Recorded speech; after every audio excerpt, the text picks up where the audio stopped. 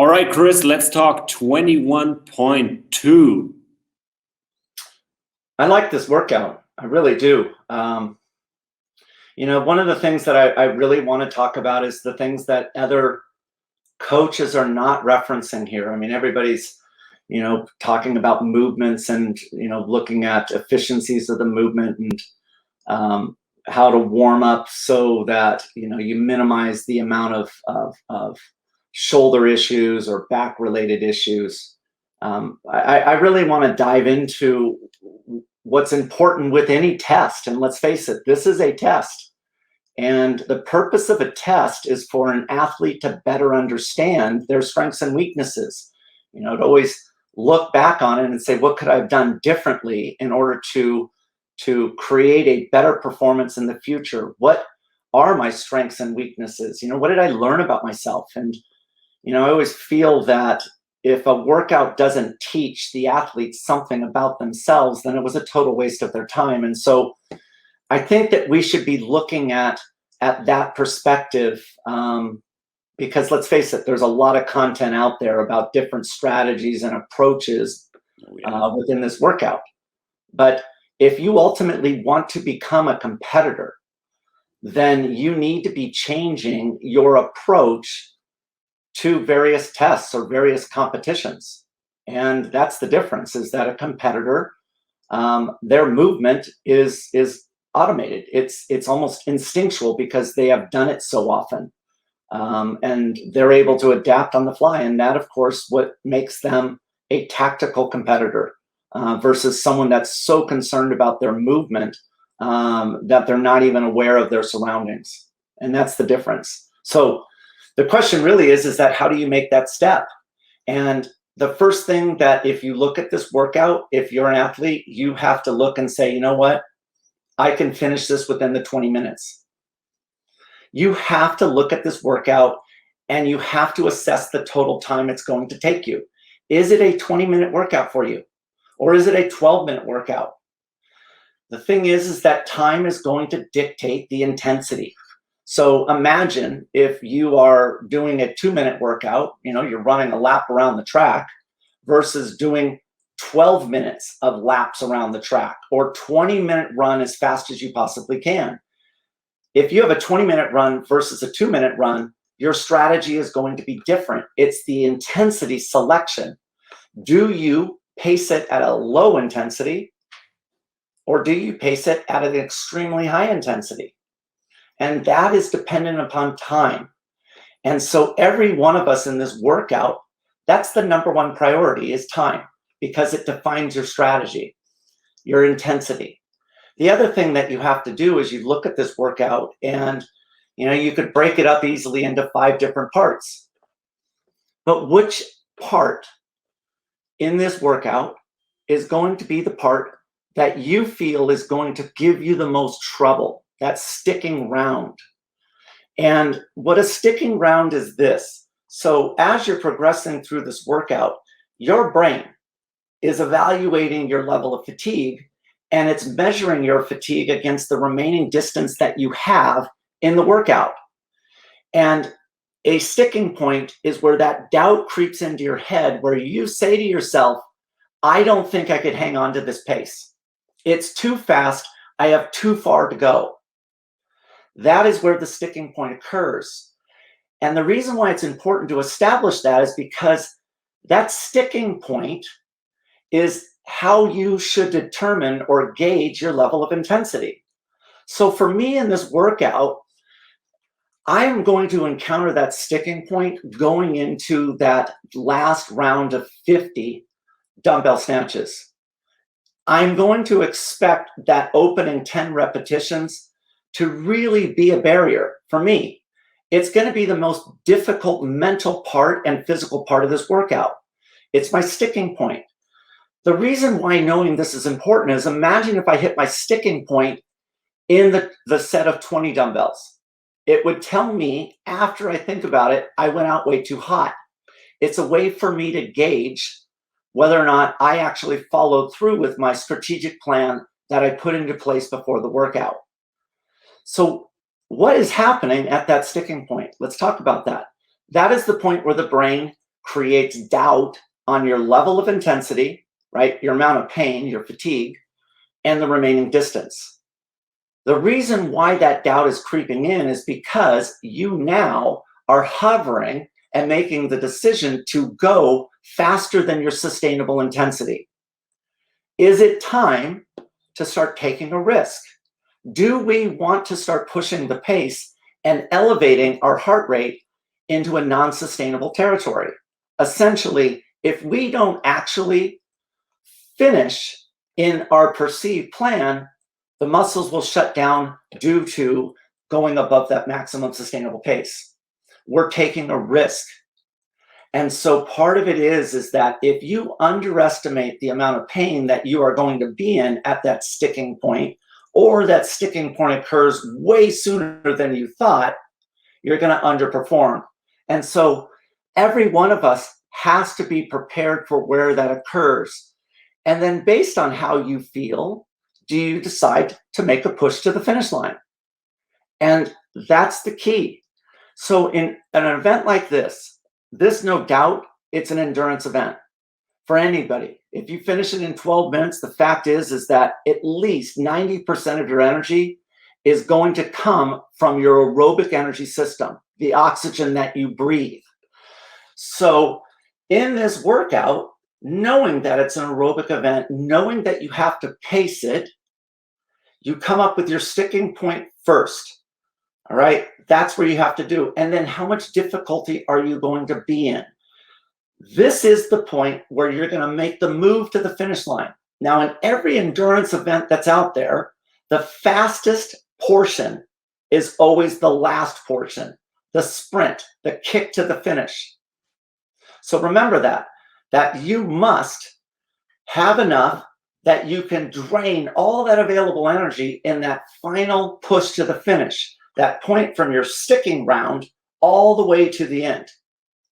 So that brings up the first portion. What do we do in the first portion? The whole first portion is to establish a sustainable pace, a pace that we can maintain until we get to our sticking point and make the move to the finish line. So what you're trying to do in that opening 10 dumbbell set and that 15 set of burpees is to establish the rhythm. Now, one of the things you have to remember is that the aerobic system, it takes 90 seconds to fully turn on if you're not already pre-elevated in terms of your heart rate. So plan for that 90 seconds to get in the groove. You have 90 seconds to find that rhythm. Now, because you're rested, because you get a good warm up, because of your phosphagen energy system, that opening portion, while you're trying to find your sustainable speed, is going to be the second fastest portion of this workout. Now, the middle section between your warm up and your finishing kick, that kicking point, is going to be the sustainable speed. You're just going to grind through that at a nice, consistent tempo. But in order to do that portion, you have to understand your strengths and weaknesses as an athlete. Are you a power-based athlete? Are you going to be great at those dumbbell snatches because you have so much power? You're a speed strength sprinter type of an athlete. You're good in short time domain workouts. You're going to have a benefit in those dumbbell snatches. Now, if you're an endurance athlete like myself, then I am going to be better on the burpee box jump overs. There's going to be more grinding. Those are a chance for me to settle my heart rate from the fatigue that was generated from the dumbbells. So as an endurance athlete, I know I'm going to get into trouble on the dumbbell snatches, but the chance for me to recover physically and mentally will be in the burpees. Now, I have to, and everybody has to come up with their strategy for both of those types of movements. So what am I going to do as an endurance athlete in those dumbbell snatches? Well, I'm going to need to break those up a little bit more. I'm going to need to break them up. I have to have a plan. So for every round, I'm asking myself, in the round of 10, where's my sticking point there? I figure if I could get through round 8, I'll do 9 and 10 and I'm good to go.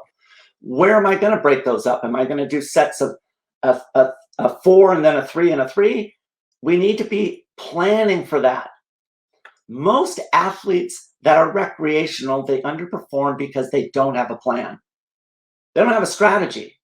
And so how are they even knowing whether or not they're on track or they're actually ahead of schedule, ahead of their targeted pace, ahead of their targeted time? You got to have a plan. Now, if you are concerned about those burpee box jumpers, which you should be, because anything that has a jump like that is also power-based. You have to explode up. That's going to take fast twitch fibers. So you have to have a plan. And this is where the warm-up comes in. I strongly encourage everyone during their warm-up to come up with a plan. How are they going to attack it? Are you going to break up every burpee box jump over in sets of 5? That's where you have to come up with that plan. You also have to establish the rhythm that you're going to target in your workout. You do that in the warm-up. Why? Because of muscle memory. What we're doing in the warm-up is preparing our cardiorespiratory system and the muscles and our central nervous system for what it's about to experience so that it's not surprised. So if you are doing burpee box jumpers in your warm-up and you're flying, then what do you think that your body is going to want to do in the workout? They're going to want to fly. So what you need to do is target an intensity that you are going to implement. That's the whole purpose of training. The more training you get, the better muscle memory you get, the better you're able to replicate in an event, in a competition.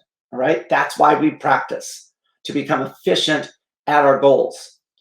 So the whole plan of attack here is, number 1, you have to, in this workout, determine what is my targeted finishing time. That is going to now take you into step number 2. It's going to help you determine your targeted intensity. Remember, if this is a 20-minute workout for you, picture your intensity on a 20-minute run versus a 2-minute run. You attack it differently. How to determine your pace is number 3. Find the point in this workout that is your sticking point. That is a point where you're going to start taking a risk. You're aware that that's going to be the most painful portion of this workout. It's the point where you're going to actually decide making that move to the finish, to accelerate your heart rate, and then ultimately to accelerate your speed. The beginning portion of the workout is going to be your second fastest segment within this workout. Remember, the whole point of the start is to find a sustainable intensity that matches up with the targeted speed that you determined as a game plan from your warm-up. Now, the last thing that you need to do is determine what type of an athlete are you. Are you a power athlete? Are you good in short time domains? Do you like lifting heavy barbells?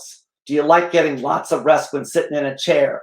Or do you like to do long time domain workouts? Are you an endurance athlete? Is your recovery exceptional? Because knowing your strengths and weaknesses is going to determine where you're going to have the difficult challenges within this workout and where you're going to have the chance to recollect yourself in this workout. Power-based athletes are going to be more dominant in the dumbbells. Endurance-based athletes are going to be more dominant in the burpee box jump overs. Remember, every round is also going to have its own sticking point. So here's the difference. The difference between a recreational athlete and a competitive athlete is competitive athletes do all that stuff on autopilot. They don't even think about it. They're not.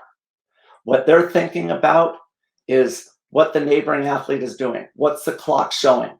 How am I feeling? Am I aware of my breathing? Am I in control of my breath?